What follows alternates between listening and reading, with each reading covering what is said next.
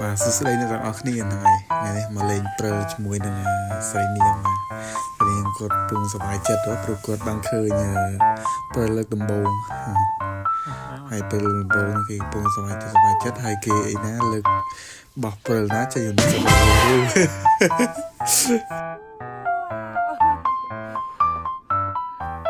តាមពិតពូតួហ្នឹងគាត់ចង់លេងព្រើលដែរបងប្អូនគាត់ដេកសុកឃើញព្រើលធ្លាក់ច្រើនគាត់នាំខ្ញុំទៅលេងហើយទៅលេងបានមកធូធំល្ងារឹងធ្គាមក៏ឡើងមកវិញហើយព្រលឹមឡើងនាំដើរកាត់ព្រើលទៅលេងទីក្រុងសេអ៊ូលទៀតតាំងចិត្តខាងស្រីនឹងកំពុងតែមួម៉ៅបន្តិចហើយឥឡូវបានមកដល់សេអ៊ូលគឺថាព្រះនាងជាលើកទី2ចាប់ដៃវង្វិលមកជុំល្ងាឡើងចង់លបូតតិចចេញហើយប៉ុន្តែទ្រាំណាស់ដើម្បីរូបមកប៉ោះ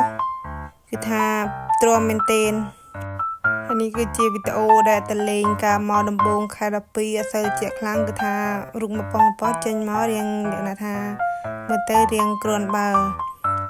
ចេញមកเป็นនាងព្រះអង្គអីអញ្ចឹងទៅពេលនាងព្រះអង្គស្វីតកាន់ដៃគ្នាហើយព្រះអង្គក៏ដកដាវដើម្បីចេញច្បាំងចេញច្បាំងនេះកាន់កាមេរ៉ាអើយ